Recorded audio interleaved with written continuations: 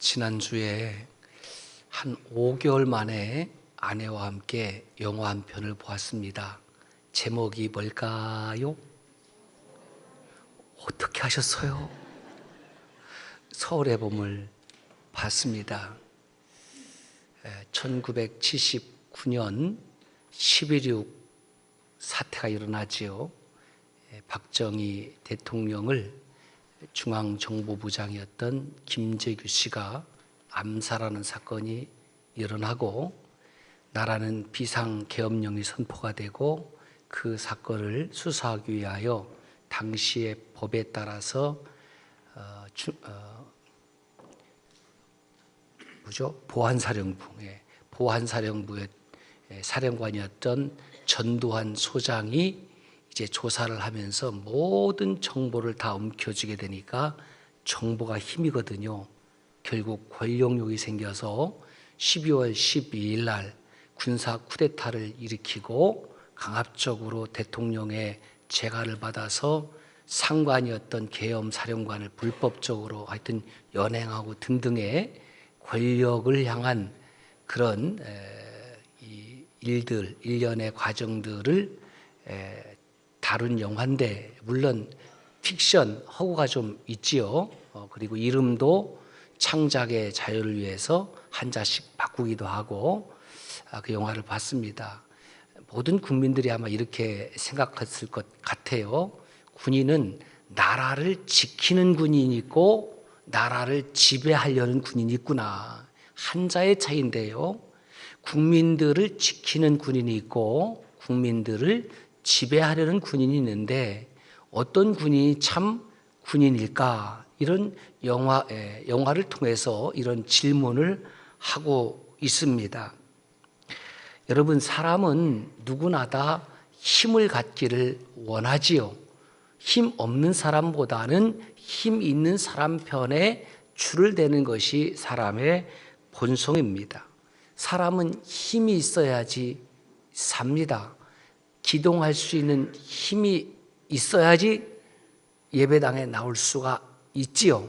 그러므로 한 해의 끝자락에 서서 주일 예배에 참석하신 여러분들은 힘 있는 사람이요, 복 있는 사람이요, 은혜 받은 사람인 것을 믿습니다. 그 사람은 육체적인 힘이 있어야 돼요. 그 다음에 또 정신적인 힘도 있어야 돼요. 그 다음에 영적인 힘이 있어야 되는데 이 세상의 사람들은 주로 육체적인 힘, 조금 더 나아가면 정신적인 힘을 갖는데 많은 에너지를 소비를 합니다. 이렇게 세상을 살아가면서 힘을 가지려고 하는 목적이 무엇이냐? 소극적으로는 내가 힘이 있어야지 손해를 보지 않습니다. 내가 힘이 있어야지 타인으로부터 강제를 당하지 않고 피해를 보지 않습니다. 지배를 당하지 않습니다. 억울한 일을 당하지 않습니다. 이게 힘을 가지려는 소극적인 이유가 되지요.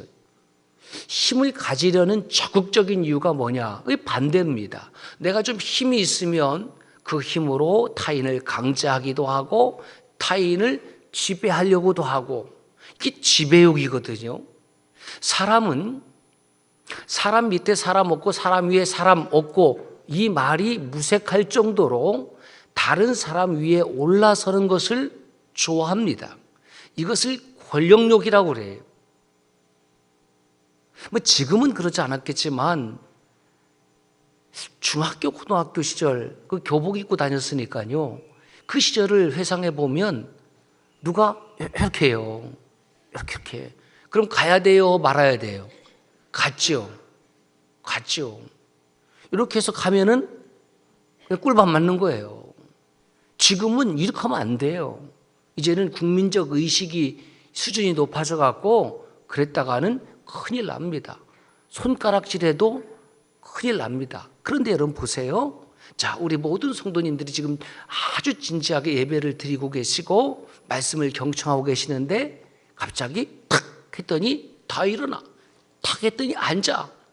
이렇게 되면은 그 교회는 뭐냐면 교회가 아니라 아주 광신적인 집단이 되는 것이고, 그 순간에 저는 목회자가 아니라 교주가 되는 겁니다. 말 한마디로, 손가락 하나로 앉았다 일어났다, 일어나 앉아. 그러니까 수많은 사람들이 내 손가락 하나에 의해서 좌우된다고 했을 때에, 그때 무엇을 사람이 느끼냐면은 거기에서 권력의 쾌락을 맛보는 겁니다. 이야, 내가 힘이 있으니까 다 내 앞에 저렇게 꼼짝 못하는구나. 이 쾌락욕에 빠져들게 되면 그 권좌에서 내려오고 싶겠습니까? 내려오고 싶지 않습니다. 우리 일반적인 국민들은 국무총리 하든 국회의원 하든 대통령을 하든 그 때가 되면 내려와야지. 그건 우리 생각이고요. 그 당사자들은 그 자리에 올라가면 내려오기 싫어하는 겁니다. 왜? 이미 그 권력욕을 맛보았기 때문에 그렇습니다. 저는 이것도 일종의 쾌락이라고 생각을 해요. 자, 그렇다면 여러분들은 힘이 있습니까? 없습니까? 옆 사람에게 물어볼까요? 시작. 힘이 있으세요? 없으세요? 아이고, 목사님, 내가 무슨 힘이 있어요? 나이가 지금 80인데 나는 힘없는 노인이에요. 아이, 목사님, 제가 지금 20대 학생인데 지금 취업도 못하고 있는데 내가 무슨 힘이 있어요? No. 여러분, 우리가 세상의 육체적인 힘은 연세가 드시면서 자연적으로 감소할 수밖에 없습니다. 정신적인 힘도 때로는 찾아오는 고독감과 쓸쓸함과 질병으로 일어난 고통 가운데에 나약해질 수밖에 없어요. 그러나 그리스도인들은 세상 사람들이 알지 못하는 힘이 있습니다. 그 힘은 내게서 비롯되는 힘이 아니라 하늘 아버지로부터 주어지는 힘. 할렐루야. 정부의 차관이나 장관 되시는 분들은 대통령님으로부터 임명장을 받습니다. 그 임명장이라는 것을 다른 말로 표현하면 파워입니다. 힘이에요. 당신 장관으로서 일하시오. 당신은 차관으로서 일하시오. 그 힘을 누가 부여해 주는 겁니까? 대통령의 힘으로 부여해 주는 거예요. 그만한 힘이 있습니다. 그만한 권위가 있습니다. 그만한 권리가 있어요. 장차관을 임명할 수 있는 권리는 대통령에게 있는 거예요. 그러므로 그 힘을 발휘하더라도 그 힘이 어디로부터 주어져 있는지를 알아야 돼요. 그런데 그 대통령의 힘이라는 것도 이제는 국민들이 알지요. 어디로부터 나온다고요? 모든 주권은 국민으로부터 나온다. 그거 알고 있어요. 국민이 대통령을 세웠고 그 대통령에게 그만한 권위를 부여하고 권리를 주었기 때문에 그 힘을 바르게 사용하면 국민들이 행복해지는 겁니다. 오늘 저와 여러분들의 권위, 저와 여러분들의 파워는 어디로부터 주어지느냐? 하늘 아버지로부터 주어지는 거예요. 하늘 아버지로부터 받은 권세가 있습니다. 그러므로 그리스도인이 누구냐 하면 하늘 아버지로부터 받은 그 파워를 이 세상 가운데에 섬기고 나누고 도와줌으로 드러내는 사람이 그리스도인입니다. 내게 물질이 있습니다. 돈이 있단 말이죠.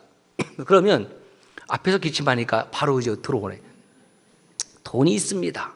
그 돈을 가지고 그 돈의 힘을 가지고 타인에게 섬기고 나누고 도와주고 얼마나 아름다운 돈의 힘입니까? 그런 사람은 돈에 지금 지배를 당하고 있는 거예요? 돈을 지배하고 있는 거예요? 돈을 지배하고 있는 거예요. 돈이라는 것은 value neutrality, 그 돈의 가치는 중립적이죠. 예, 그 가치가 중립권에 있는 거예요. 선하게 쓰면, 바르게 쓰면 많은 사람들에게 도움을 줄 수도 있지만 그것을 불법적으로 사용하면 고통받기도 하는 거예요. 사람들은 돈을 지배하고 다스리기보다는 돈에 종속되는 사람들이 많습니다. 결정해야 되는 거예요. 내가 돈에 지배를 당하는 삶을 살 것인지 아니면 돈을 지배하는 삶을 살 것인지. 그러니까 나와 돈 사이에서 내가 힘이 세면 돈을 지배하고 다스리는 삶을 살고, 내가 약해지면 돈에 지배당하는, 물질에 지배당하는, 그래서 1년 내내 살았다고 하지만 내 이웃을 향하여 한 끼의 식사는커녕 한 잔의 커피 한 잔도 섬기지 못하고 사는 사람, 이 사람은 돈의 지배를 당하는 사람이요, 이 사람은 하늘 권세와 아무런 상관이 없는 사람들입니다. 파워, 권력도 역시 가치 중립적입니다.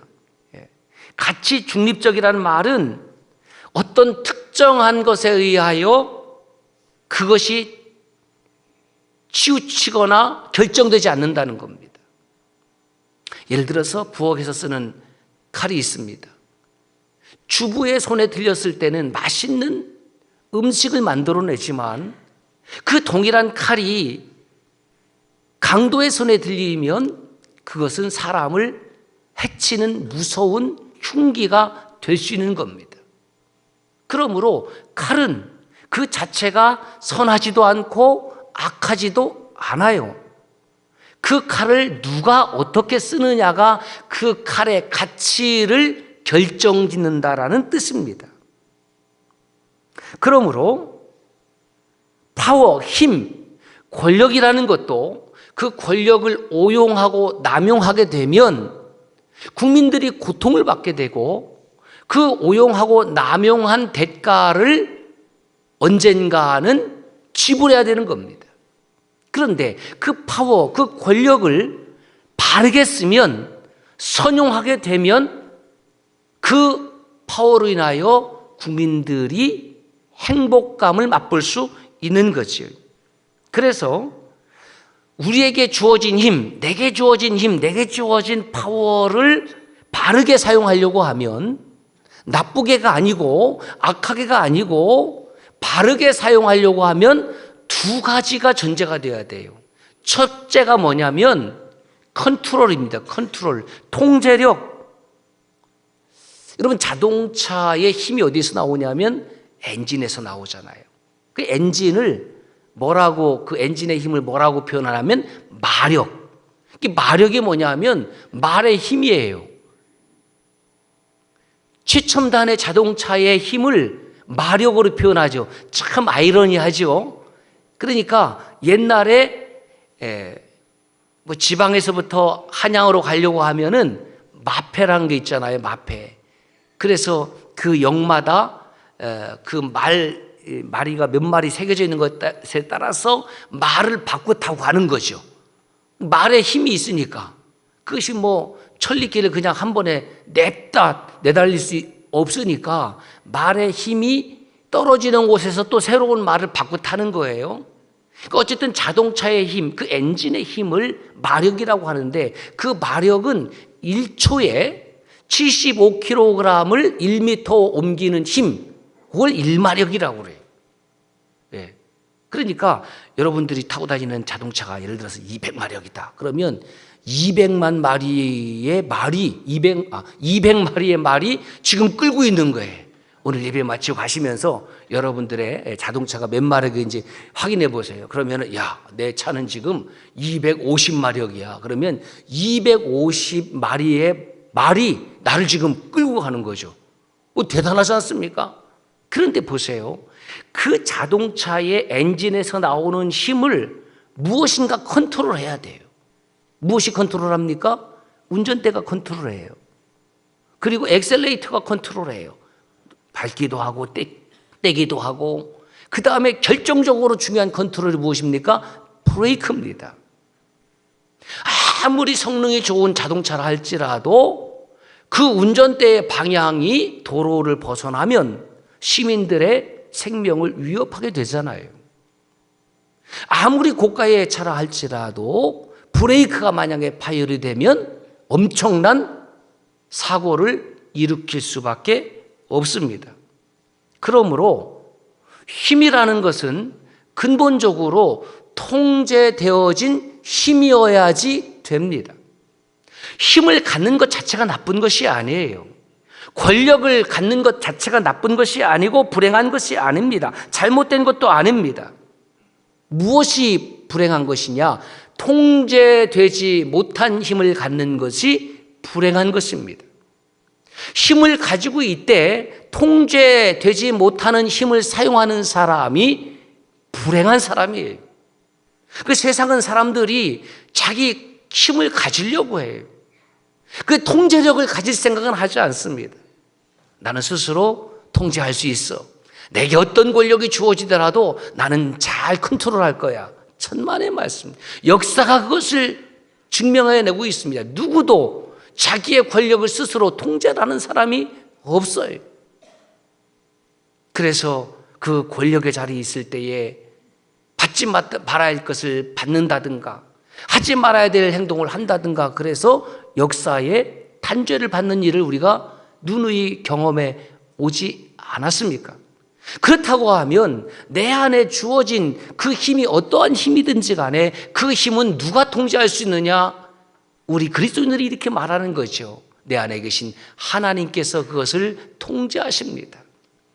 2023년 한 해를 살면서 여러분들은 누구의 힘으로 살았습니까? 하나님이 주신 힘으로 살았습니다. 그리고 누구의 통제를 받았습니까? 하나님의 통제, 하나님의 다스림, 하나님의 인도하심을 받았습니다. 그러므로 통제되어지지 않는 인생이 복된 인생이 아니라 통제받는 인생이 복된 인생임을 믿습니다. 오늘도 이 주일, 이 마지막 한 해의 예배 시간에 하나님께서 저와 여러분들을 통제했습니다. 하나님께서 다스렸습니다. 하나님께서 인도하셨습니다. 그러므로 그 하나님의 권능에 의하여 우리가 인도함을 받고 있으니 이것을 은혜요 감사라고 하는 것이지요. 여러분 보세요. 우리나라는 핵 보유국이 아닙니다. 미국, 러시아, 중국, 영국, 프랑스, 독일, 이런 강대국들이 있습니다. 이 강대국들은 핵을 보유한 나라예요. 엄청난 파워 아닙니까? 핵무기라는 거. 그런데 이 핵무기는 무엇이 있어야 되냐면 통제가 있어야 돼요. 그래서 핵무기를 사용할 수 있는 그 권한을 가진 사람이 이 정신 건강이 바르지 못하면 기분 나쁘다. 야, 저기를 향해서 발사해버려라. 그러면 핵전쟁이 일어나는 거예요. 북한이 뭐 동해상이든 뭐 서해상이든 막 쏘아댈 때에 그게 무슨 문제가 있나? 문제가 없어요. 바다에 떨어지면 뭐 고기 몇 마리 정도 죽겠지요. 근데 문제가 그게 문제가 아니라 방향이 문제라는 거예요. 그 방향이 대한민국을 향하여 겨눠지고 떨어지게 되면 그 핵 한 발이면 이 남한은 초토화되고 맙니다. 그게 무서운 거예요. 그러므로 아무리 강력한 힘을 가지고 있어도 그것을 컨트롤할 수 있는 통제력이 있어야 된다라는 거지. 여러분, 파워, 힘, 권력, 세상에 영원한 권력이 없습니다. 세상에 영원한 파워가 없습니다. 결국 전두환, 노태우 이 두 사람은 1996년 그 일부가 있잖아요. 8월 26일 날 서울지법에서 역사적 단죄를 받았어요. 그래서 사형, 무기징역 선고를 받아서 항소를 하고 거기에서 뭐 무기징역, 뭐 22년 뭐 이렇게 하다가 그 다음 해에 김영삼 정권 때에 그 대통령으로 당선된 김대중 당선자와 두 사람이 합의를 하는 거죠. 야, 이 국민 통합을 위해서 이분들 사면해야 되겠다. 그래서 그 전두환 노태우 씨가 사면을 받았어요. 문제는 그 뒤에 두 사람의 행보가 달라졌습니다. 노태우 씨는 죽는 날까지 그 아들을 통해서 자기가 역사적으로 잘못했다, 그 과오를 시인하고 용서를 구했습니다. 여러분, 사람이 살다 보면 물론 잘못에 대한 경중은 있겠습니다만은 잘못할 수 있습니다. 실수할 수 있습니다. 그런데 그 잘못과 실수와 죄보다 더 나쁜 것이 뭐냐면, 더 악한 것이 무엇이냐 하면 그것을 인정하고 사과하고 회개하고 돌이키지 않고 유턴하지 않는 것입니다. 석고대죄를 해도 시원찮은데 끝까지 변명으로 일삼고 세상을 뜬 분이 전두환 씨입니다. 그래서 그 유골이 지금도 그 연희동 자택에 그대로 머물러 있고 안장이 되지 못하고 있는 것이 지금의 현실입니다. 저는 정치 얘기를 하고자 함이 아닙니다. 한 사람의 삶을 살아가면서, 한 인간이라는 존재로 살아가면서 분명한 삶의 매듭을 좀 짓고 살아야 되지 않겠느냐. 잘했든 잘못했든 그것에 대한 반성도, 때로는 감사도, 뭐 매듭 짓는 삶이 있어야 되는데 이것도 아니고 저것도 아니고, 그래서 사람들로부터 비난과 조롱을 받습니다. 여러분, 대나무를 보세요. 대나무를 보면은 대나무는 독특하게 매듭이 되어 있습니다. 전 대나무의 매듭을 보면서 그런 생각을 해요. 야, 저 대나무가 크면 클수록 매듭이 많이 있거든요. 매듭이 많은 만큼 그 크기가 아주 높이 솟아 있습니다. 그 대나무를 바라보면서 그런 생각을 했어요. 야, 인생에도 저런 매듭 짓기가 있어야 되지 않겠는가. 2023년 한 해를 살아가면서 이 마지막 주일은 저와 여러분에게 어떤 의미가 있을까? 아, 이거는 신앙의 매듭 짓기 주일이구나. 내 믿음을 매듭 짓는 주일이구나. 그런 묵상을 하게 되었습니다. 사랑하는 성도 여러분, 우리는 지금 한 해의 마지막 날 끝자락에 서 있습니다. 끝자락이라는 말의 유의어가 끄트머리라는 단어도 있습니다. 그 끝자락에서, 한 해의 끝에서, 삶의 끄트머리에서 제가 주님을 묵상했어요. 주님은 이 땅 위에서의 삶의 끄트머리를, 그 끝자락을 어떻게 마무리하셨을까? 어떻게 매듭 지었을까? 부활후 승천하시기 전에 제자들이 묻습니다. 주님, 이스라엘이라는 나라를 지금 회복하시는 것이 바로 지금이지요? 제자들이 그렇게 생각하는 것도 무리가 아닙니다. 죽었던 예수가 다시 부활했습니다. 이제는 이스라엘의 정권을 로마 제국으로부터 찾는 일만 남았습니다. 죽음을 이기신 주님께서 로마 제국 정도는 가뿐히 이길 수 있지 않겠습니까? 옳았구나. 이제는 다윗 왕의 시대와 같이 이제는 이스라엘이 주권을 되찾고 독립된 나라가 될 수 있겠구나라고 생각해서 아주 자신만만하게 주님 바로 이때지요. 우리가 맞췄지요. 그렇지요. 라고 여쭈었습니다. 그런데 그 제자들의 기대와는 다르게 주님께서 이렇게 대답을 하십니다. 사도행전 1장 7절 말씀 시작.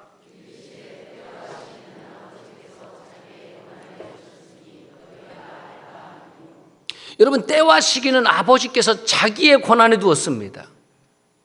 여러분, 누구나 내가 가지고 있는 권한을 타인이 함부로 침해하면 기분이 좋을 리가 없습니다. 그건 내 권한이거든요. 누구도 그 권한을 강제하거나 빼앗으려고 한다고 하면 충돌이 일어날 수밖에 없습니다. 한 가정을 이룰 가정에도 아빠로서의 권한이 있는 거예요. 엄마로서의 권한이 있는 거예요. 자녀로서의 권한이 있는 겁니다. 사실 따지고 보니까 뭐 권한이 그렇게 대단한 것은 아니고요. 권한인 동시에 책임인 경우가 많기는 하지만 아무리 자녀를 사랑한다 한들 그 자녀가 아비를 대신할 수는 없습니다. 딸이 어미를 대신할 수는 없거든요. 그게 고유한 것이 있습니다. 하나님께서 이스라엘 땅을 회복시키는 것은 너희들의 알 바가 아니라 하나님의 권한이니까 하나님의 때와 하나님의 시기에 회복시키겠다. 그 주님의 말씀이 정확히 1945년이 걸린 겁니다. 그래서 48년, 1948년이 걸린 거예요. 그리고 5월 14일에 이스라엘이 드디어 그 땅에서 다시 한 국가로 세워졌습니다. 그런데 지금 또 심각한 지금 분쟁을 겪고 있지 않습니까? 자, 주님은 이런 제자들의 관심, 다시 말하면 제자들의 관심은 어디까지나 땅의 관심이죠. 땅의 힘입니다. 땅의 권세입니다. 오늘 우리가 이런 오류에 빠질 수 있다는 거예요. 왜? 이 세상이 전부인 줄 알고. 치열하게 싸우는 거예요. 예, 지금 마치 여와 야가 싸우는 것처럼. 그런데 국민들 눈에는 그것이 그렇게 좋게 보이지 않거든요. 앞서 말씀드렸듯이 나라를 지키려는 사람들인지 나라를 지배하려는 사람인지, 군인이 되었든 경찰이 되었든 소방관이 되었든 정치인이 되었든 누가 되었든 나라를 지배하려고 한다고 하면 국민들의 외면을 받을 것이고, 조국 대한민국을 지키려고 한다고 하면 그 사람은 신뢰와 존경을 받게 되겠지요. 제자들은 이 세상 나라에만 관심이 있었습니다. 그런데 주님께서 이 제자들의 관점을 바꿔주신 겁니다. 아니다. 이 세상 나라도 중요하지만은, 이 세상의 파워도 중요하지만은 우리는 더 중요한 것이 있는데 무엇이 있느냐? 하나님의 나라가 있다. 바실레아 투데오, 하나님의 나라가 있다. 이 세상의 파워도 중요하지만 하나님의 백성들은 하나님이 주시는 파워가 있어야 된다. 하나님이 주시는 권능이 있어야 된다. 하나님이 주시는 능력이 있어야 된다. 그래서 주신 말씀이 그 유명한 사도행전 1장 8절 말씀입니다. 오직 성령이 너에게 임하시면, 홀리 스피릿, 하나님의 영이 내 안에 임하시면 너희가 무엇을 받고? 권능이라는 것이 파워입니다. 파워, 권세와 능력. 그러므로 그리스도인은 힘없는 사람이 아니에요. 내가 힘없다라고 얘기하는 것은 겸손한 표현이 아니라 저와 여러분들은 하늘 아버지로부터 권세를 받은 사람이에요. 그 권위와 그 힘과, 그렇죠, 능력을 받은 사람, 얼마나 대단한 사람입니까? 앞서 말씀드렸듯이 장관과 차관이 대통령으로 임명장을 받아서 그의 일을 수행하는 것처럼 그리스도인들은 나는 부족하고 나는 연약하고 나는 모질이 같지만 하나님께서 저와 여러분들을 세워주셨기 때문에 금년 한 해에도 승리할 수 있었고, 다가오는 2024년 한 해에도 하나님이 주신 권세와 능력으로 승리하기를 주의 이름으로 축원합니다. 거기에 힘이 있는 거예요. 거기에 그리스도인들의 은혜가 있고 소망이 있는 거죠. 여러분, 이 세상 권력은 영원하지 않습니다. 어느 누구도 그 권좌에서 영원히 내려오지 않는 사람은 없습니다. 영원한 권세, 영원한 능력은 하늘 아버지 밖에 없습니다. 그래서 우리가 하늘 아버지로부터 그 권세와 능력을 받아서 이 땅에서 살아가는데, 권세와 능력을 주신 이유가 있다는 거죠. 목적이 있다는 겁니다. 그래서 힘, 파워를 바르게 사용하기 위한 두 번째 전제가 이것입니다. 선용입니다. 선용. 아름답게 사용하는 겁니다. 아름답게 사용한다라는 것은 학문적으로 이런 것이죠. 공공의 이익과 공공의 선을 추구하는 거예요.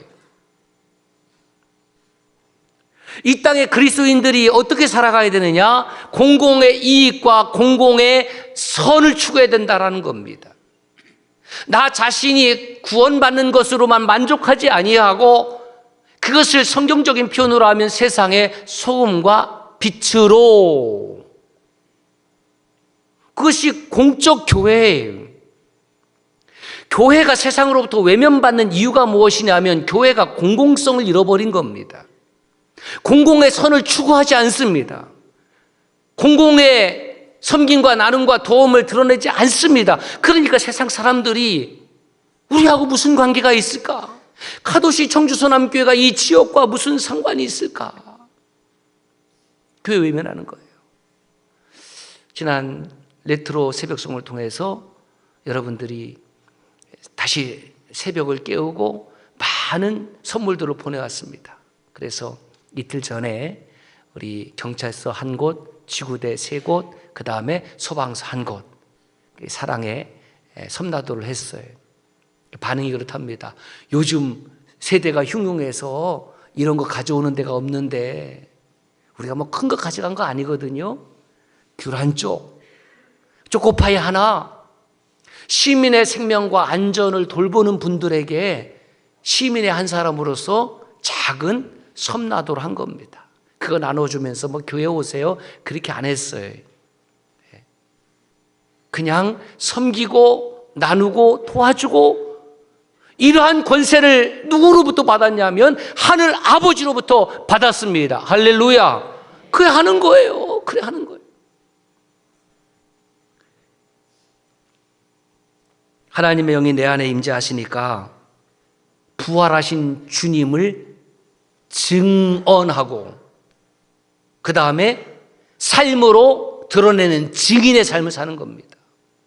증인은 말로도 하지만 증인은 삶으로도 살아갈 때의 증인이라고 행하는 것이죠. 행함이 없는 믿음은 그래서 죽은 믿음인 거죠. 사랑 얘기하는데 나는 교회가 사랑하는 건 못 봤어요. 사랑 얘기하는데 그리스도인들이 섬기고 나누고 도와주는 건 나는 못 봤어요. 그것은 하늘 아버지로부터 받은 권능을 오용하거나 남용하거나 받지 못했기 때문입니다. 그러므로 사랑하는 성도 여러분, 한 해의 끝자락에서 2023년 한 해를 되돌아보는 거죠. 나는 과연 부활의 증인으로 살았느냐? 왜? 주님은 제자들에게 그 끝자락에서 마지막으로 요청하는 것이 무엇이냐 하면 오직 성령이 너에게 임하시면 너희가 권능을 받고 유대와 예루살렘과 사마리아와 땅끝까지 이르러 내 증인이 되라. 주님이 이 땅에서의 마지막 삶, 승천하시기 전에 마지막 부탁의 말씀, 그 삶의 끝자락에서 가장 핵심적인 것이 뭐냐 하면 우리로 예수님의 증인 되라는 겁니다. 증인 되라는 겁니다.